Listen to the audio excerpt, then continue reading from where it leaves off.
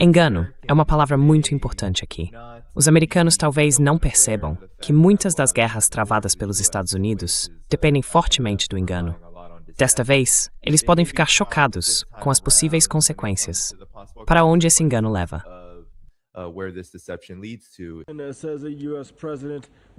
Diz que o presidente dos Estados Unidos fracassará em derrotar o Irã, citando o reconhecimento de Donald Trump de que Washington não conseguiu fazê-lo nos últimos 47 anos.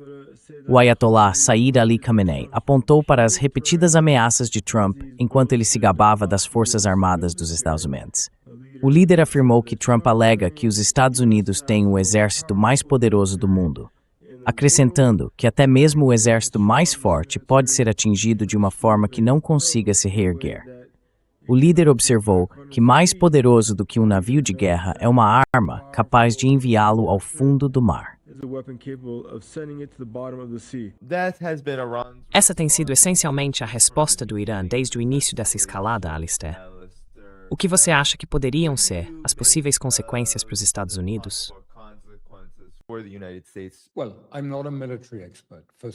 Bem, eu não sou um especialista militar. Antes de tudo, é preciso entender isso. Mas, em segundo lugar, quero dizer, veja, o que eu entendo é o seguinte. Seria uma guerra existencial total se fosse iniciada por qualquer um dos lados, por Israel, pelos Estados Unidos, ou se Israel se juntasse aos Estados Unidos na guerra. E veja, acho que isso foi enfatizado pelo líder supremo, que disse algo como, olha, vocês dizem que tem todas essas coisas, mas nós poderíamos até, sabe, lançar um míssil contra um porta-aviões. Agora, não estou dizendo que eles vão fazer isso, mas você deve se lembrar de que os iemenitas fizeram isso. Eles não tinham a intenção de afundá-lo, mas o danificaram tão gravemente que ele teve que mancar de volta para a base.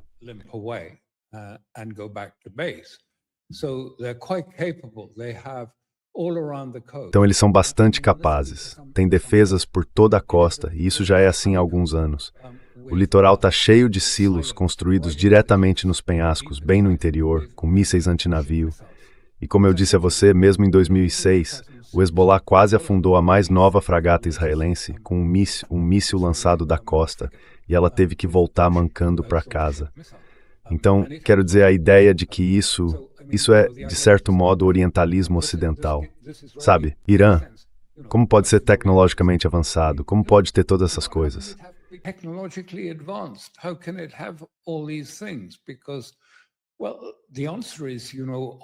Porque, bem, a resposta é que, você sabe, entre os 10 principais institutos de engenharia e tecnologia do mundo, acho que 4 estão no Irã. Eles têm um enorme investimento, uma grande expertise em tecnologia e também em armamentos. E então, como eu disse, ninguém sabe o que vai acontecer. Mas acho que o líder supremo deu uma mensagem muito clara ali.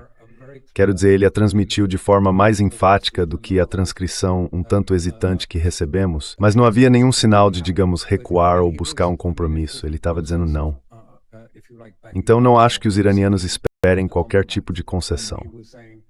So I don't think the Iranians expect any compromise at all. In fact, I know they're not expecting any political. Na verdade, eu sei que eles não esperam que nenhum processo político surja disso. Então estão se preparando para uma guerra total. E quais serão as consequências? Bem, veremos. E só saberemos alguns dias depois que começar. Pela minha experiência, os primeiros ataques são espetaculares. Há imagens em vídeo de mísseis atingindo alvos e as pessoas dirão, meu Deus, o Irã acabou. Mas geralmente é nos dias seguintes que se vê o que realmente está acontecendo no terreno. A primeira coisa a observar serão os mísseis atingindo Israel. E acho que eles começarão bem pouco tempo depois de um ataque. Os mísseis vão passar. Quite soon upon an attack, the missiles will come through. You remember it was the Israelis who had to plead with Trump. Você deve se lembrar de que foram os israelenses que precisaram implorar a Trump por um cessar-fogo por causa dos danos causados pelos mísseis iranianos disparados durante aquele período. Seus mísseis hipersônicos e o fato de que as defesas aéreas israelenses não eram adequadas para detê-los fizeram uma grande diferença. Eles conseguiam interceptar os drones, mas os drones estavam lá como iscas para atrair os sistemas de defesa aérea israelenses e esgotá-los. Mas os mísseis iranianos realmente sofisticados conseguiram passar, e os israelenses tentaram censurar todos os detalhes dos danos. Vários locais importantes, incluindo alguns laboratórios científicos e diversas áreas militares, foram atingidos pelos iranianos. É claro que haverá forte censura no Ocidente, moldando a narrativa como uma vitória do Ocidente. One of a victory for the West. I mean, narratives have become Quero dizer, as narrativas se tornaram, bem, elas estão realmente superando a capacidade, especialmente no Ocidente agora, de ter uma compreensão firme das realidades geopolíticas. As narrativas são tão bizarras. Quero dizer, aquela que acabou de sair de um grupo que afirma ter feito pesquisas no Irã, dizendo que 70% das pessoas querem derrubar o regime, é simplesmente absurdo. Eles deveriam ter visto o que aconteceu no feriado anual da República, quando milhões saíram às ruas em apoio ao Estado, milhões em todo o país demonstrando seu apoio. Então vivemos nesse mundo em que não nos é permitido ver, nem pensar, nem realmente entender nada. Sabe, tudo se resume a um homem e a como ele se sente.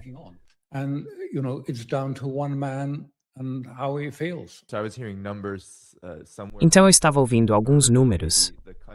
Algo em torno de 1/3 do país, talvez, estava envolvido de alguma forma, se não nas ruas, comemorando o 47º aniversário da Revolução Islâmica no Irã. Então, isso é muita gente. E isso é só quem foi encontrado nas ruas. É 1/3 de um país com mais de 90 milhões de pessoas. Então é um desenvolvimento extraordinário, considerando que, como você disse, uma grande parte dos Estados Unidos está se pudermos chamar isso de estratégia, por favor, não nos incomodem. Estamos tranquilamente, sabe, tomando nosso Chardonnay. Você sabe, eu acabei de voltar de...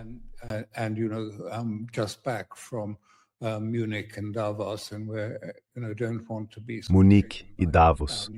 E não queremos ser abalados por más notícias. Então quero dizer, acho que eles realmente não têm noção disso. Não entendem as consequências. Porque as consequências são, deixe-me colocar desta forma, uma delas é que os Estados Unidos estão com uma posição econômica enfraquecida no momento, especialmente em relação à China. A China teve um enorme superávit comercial, equivalente a cerca de 4% do PIB no último trimestre. Um superávit enorme. E o que aconteceu foi que as importações que eles compraram dos Estados Unidos caíram 20% nesse período. Isso pode parecer ruim, mas na verdade, o nível total das exportações deles para todos os outros países, exceto os Estados Unidos, aumentou enormemente, quero dizer, de forma impressionante.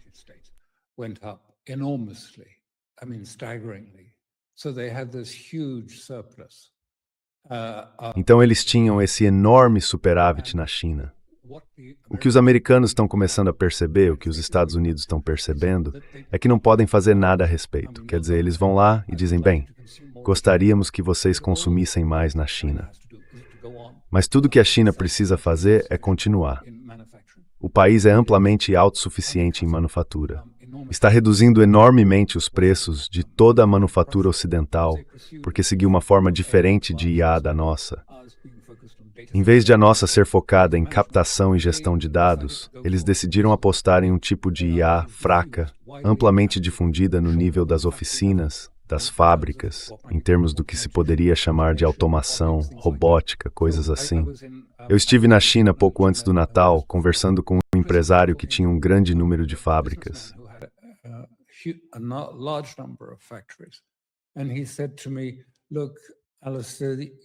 E ele me disse, olha, Alistair, pegue só um exemplo, uma fábrica qualquer. Se eu tinha 2.000 trabalhadores no começo do ano, agora tenho 200, por causa dos ganhos de produtividade que alcançamos e da vantagem competitiva que conquistamos. E eu disse, meu Deus, isso é uma crise séria. Este é o momento porque, veja, vocês têm deflação de preços e nós temos inflação de preços. Então estamos completamente sem competitividade em relação a vocês depois do que fizeram com a aplicação da IA. E foi isso mesmo. Então você vê essas coisas e o que acontece é que, sabe, a dissidência vai com cuidado, dizendo, bem, as pessoas precisam comprar nossos títulos do Tesouro porque precisamos de dinheiro entrando, já que há um enorme déficit. Because we need money coming in because, there's a huge deficit. We're short of money. We need money coming in. Estamos com pouco dinheiro. Precisamos que o dinheiro entre. E claro, o que está acontecendo é que o dinheiro está saindo porque as pessoas veem que o dólar está se desvalorizando, que sua competitividade é tão baixa que ele não consegue, você sabe, competir com a China. Veja um exemplo, 1 gigawatt de energia gerada na China custa cerca de 1/6 do que custa nos Estados Unidos. Como igualar esse tipo de estrutura de manufatura altamente avançada que eles criaram? E, ao mesmo tempo, seria necessário desvalorizar o dólar em cerca de 140% apenas para igualar os custos de eletricidade entre os dois países. Então há isso. Quero dizer, claro, não se ouve muito falar sobre isso, porque não é algo de que as pessoas queiram falar.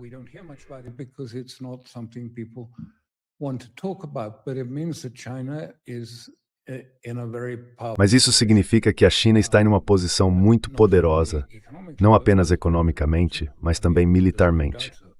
Quero dizer, não há dúvida quanto a isso. Então veja, a China não vai ser colocada na linha com mais tarifas. Já está claro que isso iria fracassar. Quero dizer, você se lembra que Biden disse e Trump disse, vamos impor tarifas à China, mas os chineses é que vão arcar com os custos. Bem, isso não aconteceu. Na verdade, foi o contrário. Foram os consumidores e os produtores dos Estados Unidos, as pessoas que precisam de matérias-primas e materiais especializados da China, que estão tendo que pagar muito mais. E por isso, a manufatura está fracassando.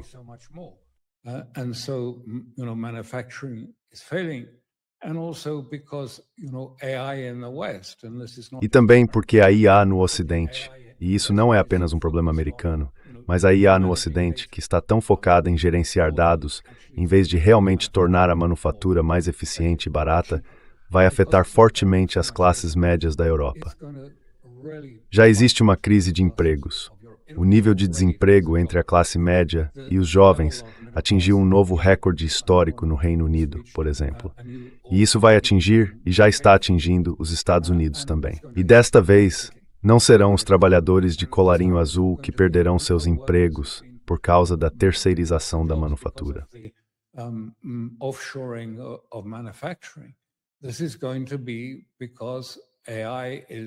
Isso está acontecendo porque a IA está mirando em empregos como funcionários de banco, profissionais do setor jurídico, em qualquer lugar onde os dados sejam importantes. Todos os produtos deles são construídos em torno disso. Mas o que isso significa? O que isso significa quando chegarem as eleições nos Estados Unidos, nas de meio de mandato? Quero dizer, a crise de emprego está começando a atingir e continuará atingindo as classes médias, não a alta classe média. Eles ainda estão indo muito bem, comendo bem e vivendo bem. Mas muitas pessoas da classe média e jovens simplesmente não conseguem encontrar trabalho.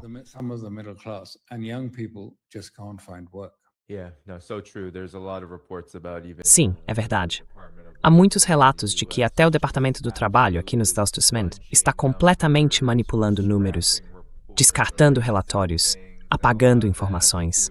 E muito disso tem a ver também com novos relatórios sobre o desemprego. Como a economia dos Estados Unidos atualmente depende fortemente de pessoas com 55 anos ou mais, a última geração que ainda tem algum tipo de poupança ou empregos que pagavam o suficiente para permitir economizar. Então, de fato, é uma crise grave, sim.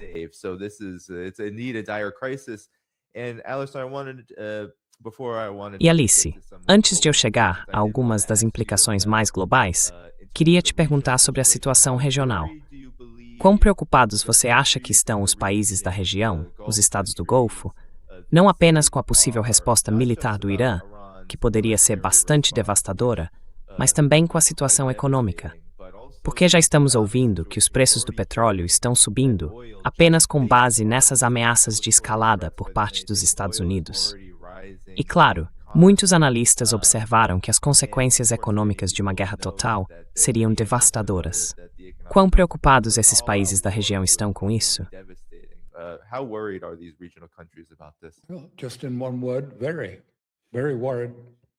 Em uma palavra, muito, muito preocupado. Antes de tudo, porque se o Estreito de Hormuz for fechado, muitos deles não conseguirão exportar seu petróleo, gás ou gás liquefeito. Os iranianos deixaram claro que vão fechá-lo quase que por longo prazo se forem atacados. E então, como os iemenitas, é possível negociar com o Irã uma licença especial para que seu navio passe como não beligerante. Mas quaisquer estados do Golfo, ou quaisquer estados da região, estados árabes, que permitirem que os Estados Unidos usem suas instalações em um ataque ao Irã, não terão permissão para atravessar Hormuz.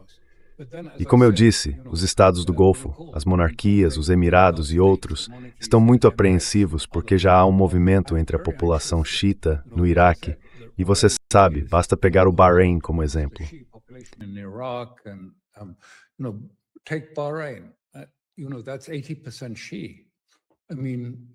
Sabe, essa região é 80% xiita.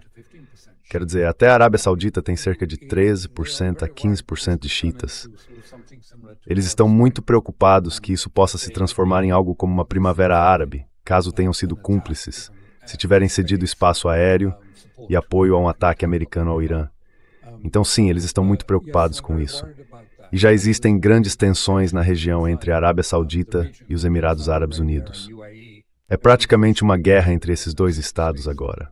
A Arábia Saudita está chamando os Emirados de cavalo de Troia de Israel na região e está retirando ativos de lá, e os Emirados estão reclamando disso.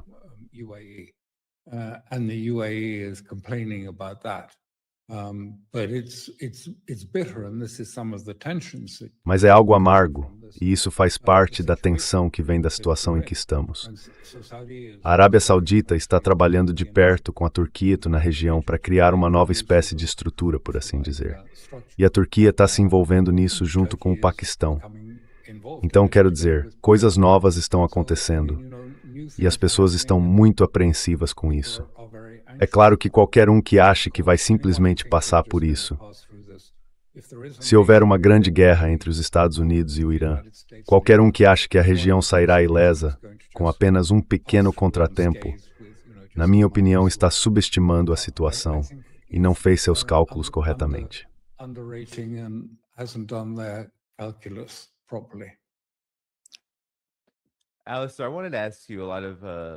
Alistair, eu queria te perguntar, porque muitas pessoas na plateia e muitas pessoas que assistem a esse programa se perguntam sobre isso e me perguntam também, por que o Irã não realiza um ataque preventivo, dadas todas essas indicações de que os Estados Unidos e ou Israel, mas provavelmente ambos, irão atacar? O que você acha que está sendo levado em conta aqui, em termos de seguir com o processo de negociação, se é que podemos chamá-lo assim? E claro, esperar que o ataque aconteça.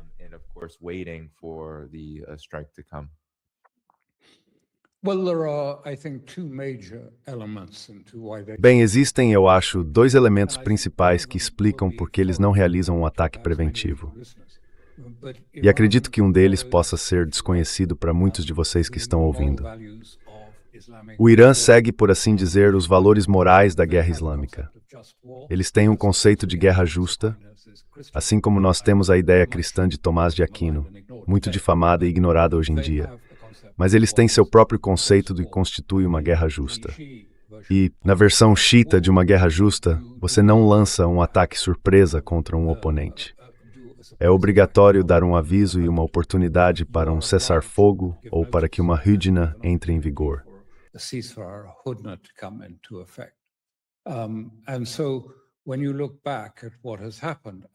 E então, quando você olha para o que aconteceu, durante a guerra Irã-Iraque, o Iraque usou armas químicas contra o Irã. Sinceramente, não sei quantas pessoas, quantos iranianos foram mortos. Algo em torno de 5 milhões foram afetados por armas químicas. E o que os iranianos fizeram? Eles não revidaram, não responderam na mesma moeda. Eles poderiam ter seguido o mesmo caminho e usado armas químicas contra o Iraque, mas escolheram não fazê-lo, mesmo ao custo de perder mais vidas, porque sentiram que não era moralmente correto seguir por esse caminho. E assim, o Islã realmente tem, o Islã xiita pelo menos, uma proibição contra armas de destruição em massa. E essa é a posição deles.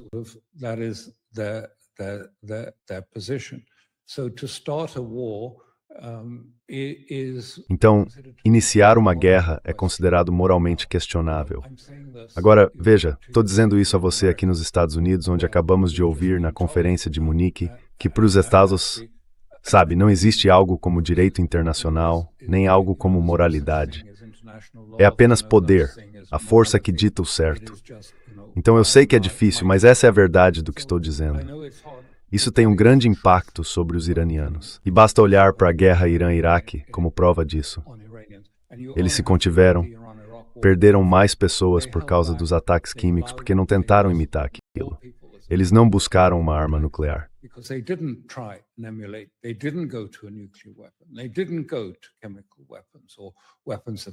Eles não recorreram a armas químicas ou armas de destruição em massa naquela época. A segunda coisa é que eles fazem parte de uma parceria com a China e a Rússia, e até certo ponto, até mesmo a Índia, de uma forma mais distante, faz parte do BRICS. Isso tem sido muito importante para a China e para a Rússia, e vemos isso nas declarações de política da Rússia. E para o Sul global, manter os princípios que foram estabelecidos após a Segunda Guerra Mundial no movimento dos não alinhados. A Conferência de Bandung e outras deixaram muito claro que a soberania precisava ser respeitada, que era necessário consultar os outros e que não cabia a um só tomar uma decisão contra o grupo. Portanto, acredito que eles realmente observam esse princípio.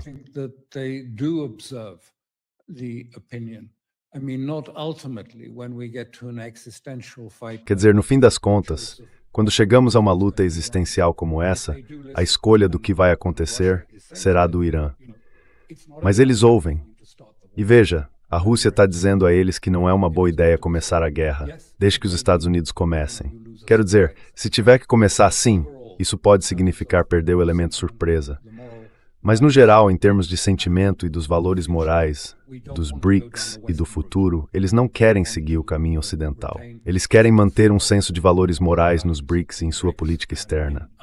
A China diz isso o tempo todo, que está interessada em preservar os valores civilizacionais dos Estados.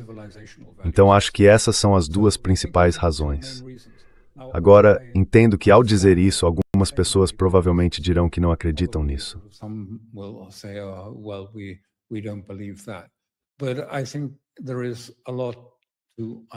Mas acho que há muito a compreender e observar na prática da guerra que ocorreu.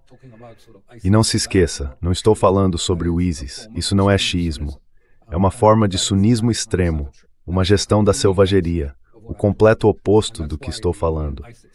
É por isso que o ISIS tem estado em guerra eterna com os xiitas, querendo destruí-los. Então ouvimos todas essas bobagens, não posso entrar em detalhes no seu programa. Mas muitos dos membros do ISIS decretaram sentenças de morte justamente contra aqueles que no Ocidente dizem estar praticando políticas do tipo ISIS, quando na verdade é o oposto. Eles os ameaçaram como apóstatas, ou pior, de matá-los. Portanto, é uma área complicada que você está abrindo. area that you've opened.